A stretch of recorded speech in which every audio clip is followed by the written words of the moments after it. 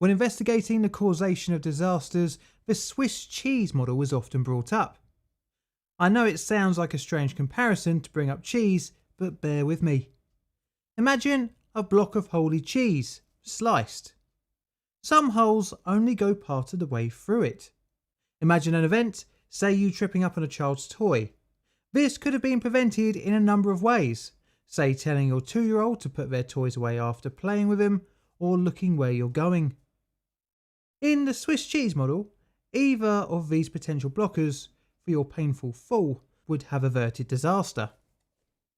But say all of those failures or holes line up, like how you can line up the holes in slices of Swiss cheese to see all the way through, then disaster is inevitable. Here is a more official sounding explanation. The Swiss cheese model likens human systems to multiple slices of cheese stacked side by side, in which the risk of threat becoming a reality is mitigated by the differing layers and the types of defences which are layered behind each other. This means that one failure wouldn't result in disaster. However, more multiple lapses in safety procedures and human factors line up those holes, resulting in a bigger failure of the systems placed to prevent disaster. Now I've got you thinking about tasty cheese. You might be asking, what has this got to do with anything? Well, one such incident in Tenerife in 1977 would be the perfect example of how this model works. Today, we're looking at the collision of KLM Flight 4805 and Pan Am Flight 1736. This is the result of an impatient pilot, multiple communications failings by using non-standard phrases, radio interference, a lost plane on a runway, a terrorist attack at another airport, and poor visibility due to low clouds. Each individual situation may have not led to disaster, but when added together, the collision of KLM Flight 4805 and Pan Am 1736 almost became inevitable. It is the 27th of March 1977, and members of the Canary Islands independence movement detonate a bomb in a florist shop in Gran Canaria Airport near Las Palmas, Gran Canaria, injuring 8. As security forces scrabble to investigate, a second bomb threat is called in. Not wanting to be responsible for a massacre, the police are forced to shut down all traffic to Gran Canaria Airport whilst they search for the hidden device. With multiple planes in the air, the decision by air traffic control is to divert many aircraft to nearby Los Rodeos Airport in Tenerife, now called Tenerife North Airport, some 75 kilometres away.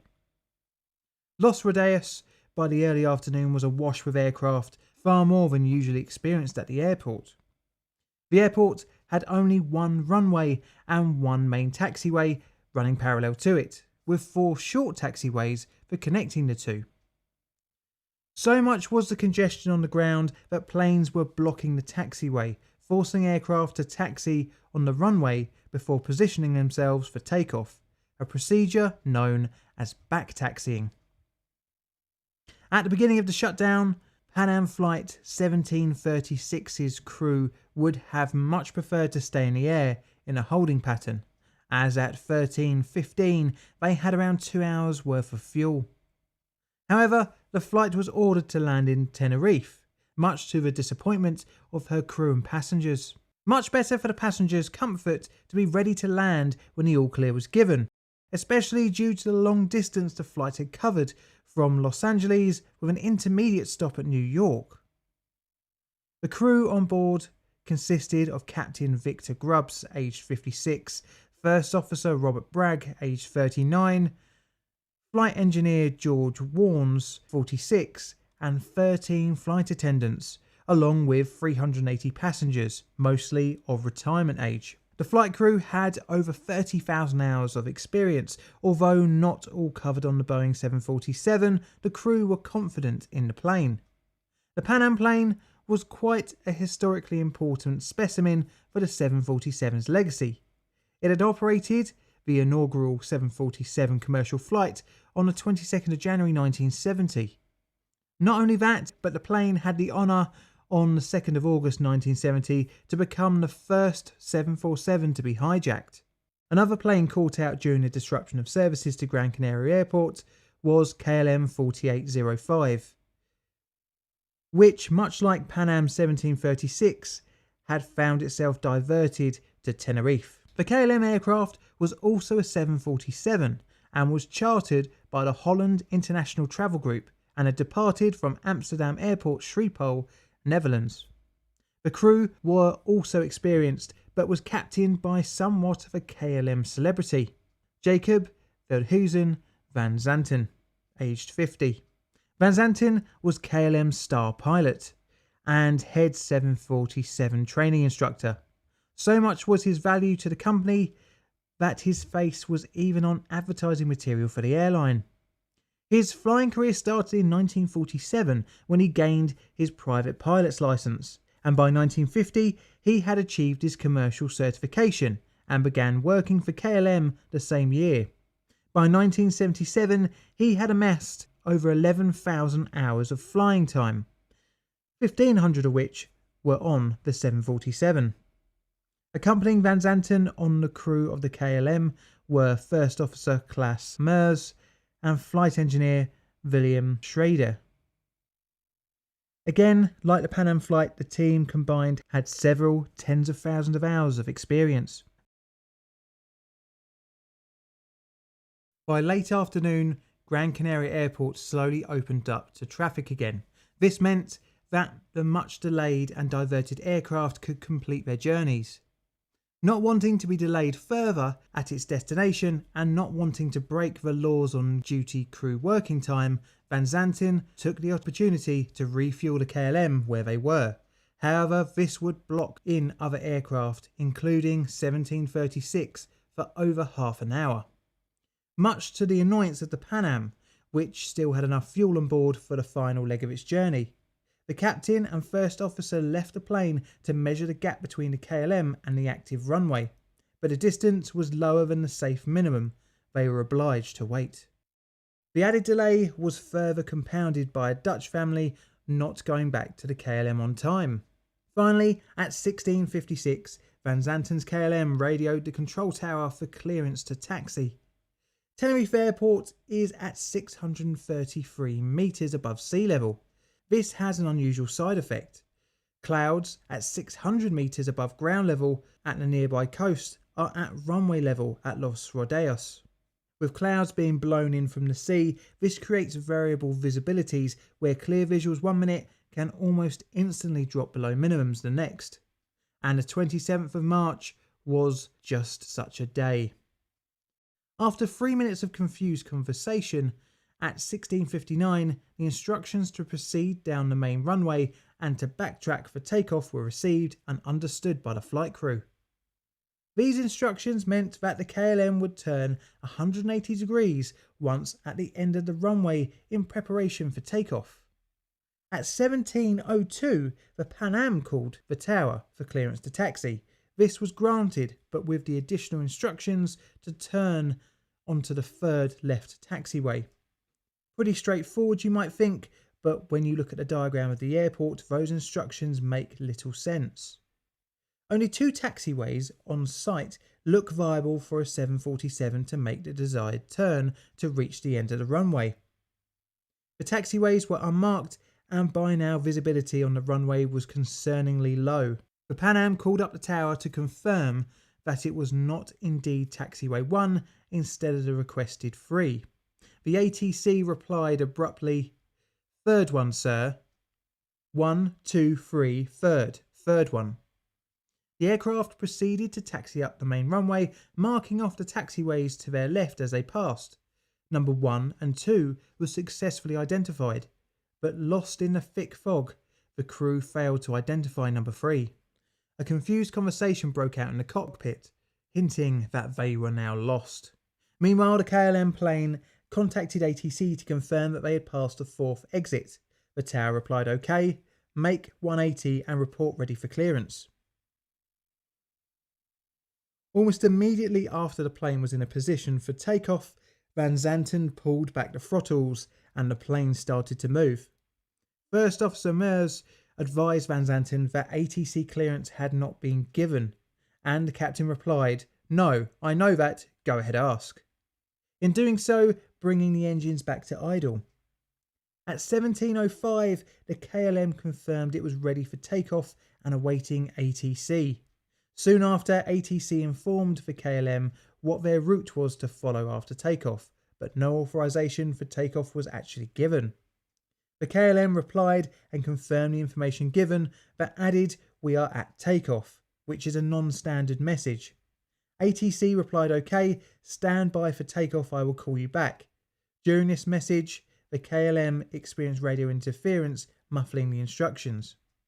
Van Zanten interrupted the co-pilot's readback with the comment, "We're going," taking ATC's non-standard use of OK as authority to proceed.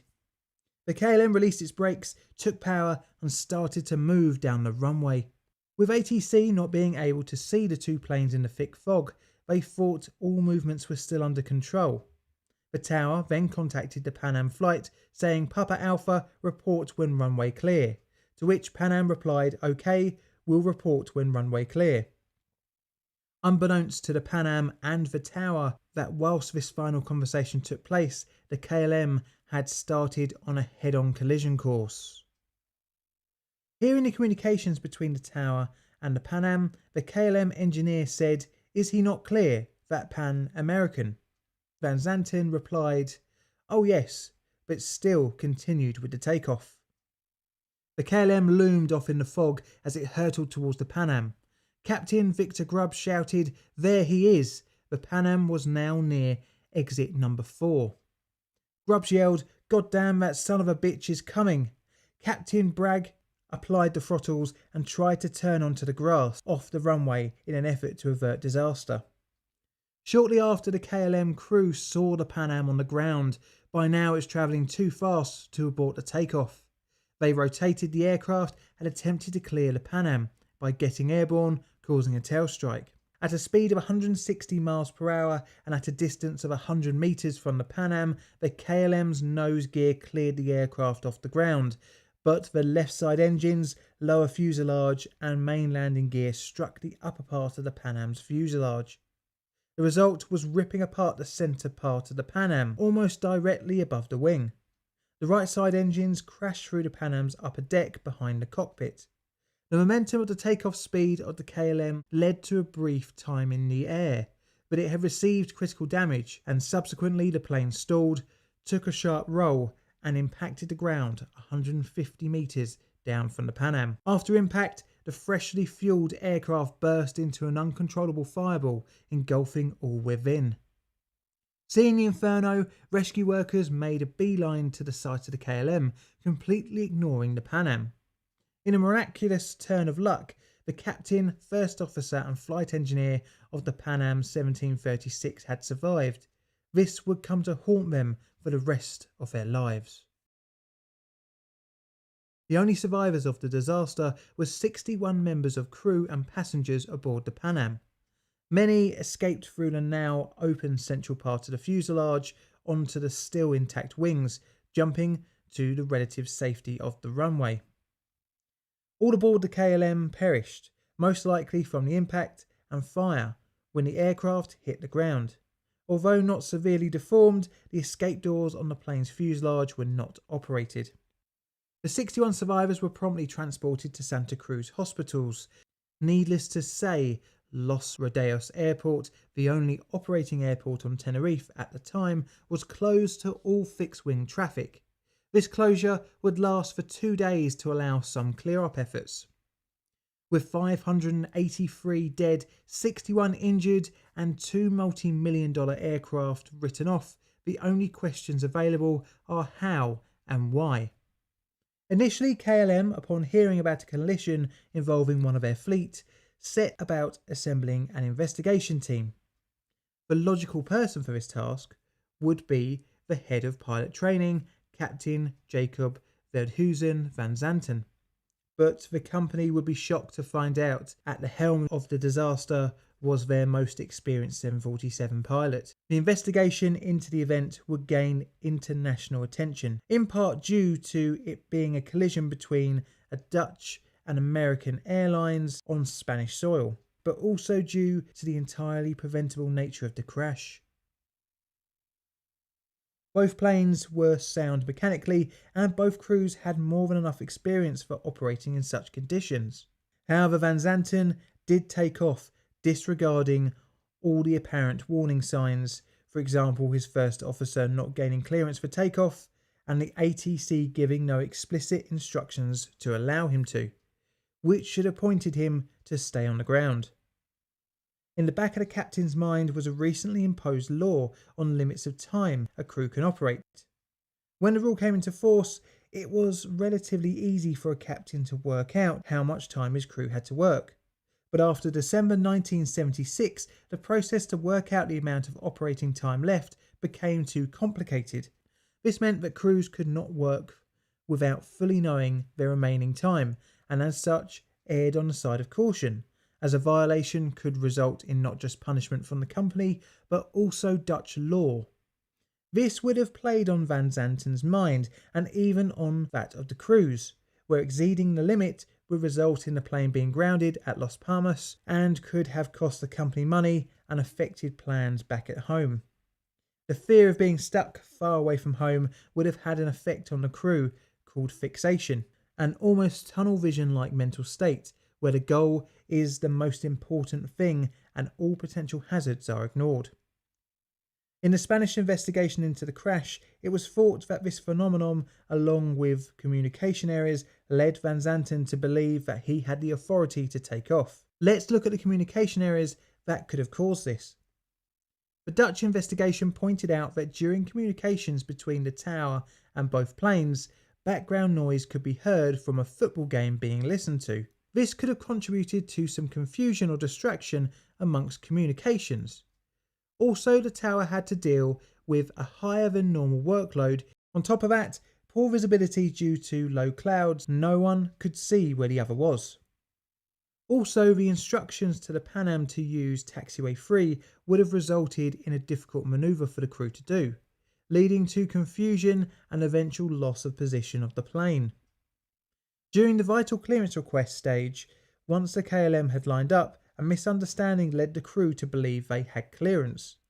The statement by the first officer, "We are ready for takeoff and we are awaiting ATC clearance," was responded to from the tower with, "You are clear to Papa Alpha Beacon," which was the ATC clearance. The intention of the ATC was to inform them of their route after takeoff, but this was understood as "You are clear to go." The second part of the control tower's message was to stand by for takeoff clearance, which was continued by "OK," followed on with a 2-second gap ending with the message "I will call you back." Captain Van Zanten took power halfway through the readback of the first officer, in the assumption that the authority had been given, which was further reinforced by hearing the word "OK." His crew on board could have questioned the assumption, but his seniority and experience led them to accept his decision. The main cause of the accident was the confusion in communication, where the KLM thought it had clearance for takeoff, while simultaneously the tower thought the plane was stationary. The final potential diversion from disaster was thwarted by pure bad luck. As the Pan Am heard the word "OK" from the tower, they feared the KLM could misunderstand this. In desperation, they radioed saying that they were still on the runway, but this was blocked out by the tower's 2-second gap between the words "OK" and "I will call you back." This created a squeal sound in the KLM cockpit, and the warning sign was missed. Multiple failures lined up at Tenerife, which each individual one wouldn't have resulted in the crash, but when each hole was matched, the outcome was inevitable. The Dutch government initially refused to accept that Van Zanten was responsible for the accident, but would relent, and KLM paid the victims' families compensation ranging between $58,000 and $600,000. The event shook the airline industry and helped push forward the understanding of human factors, most importantly, completion bias and fixation. These issues still remain in all industries today, but the greater of one's ability to recognise these can help prevent future disasters. Los Rodeos has now been relegated to domestic and smaller airplane flights. The airport has subsequently been renamed to Tenerife North. A newer, more modern airport opened in 1978 and has taken the load of international flights named Tenerife South, which by 2018 would handle over 12 million passenger journeys per year.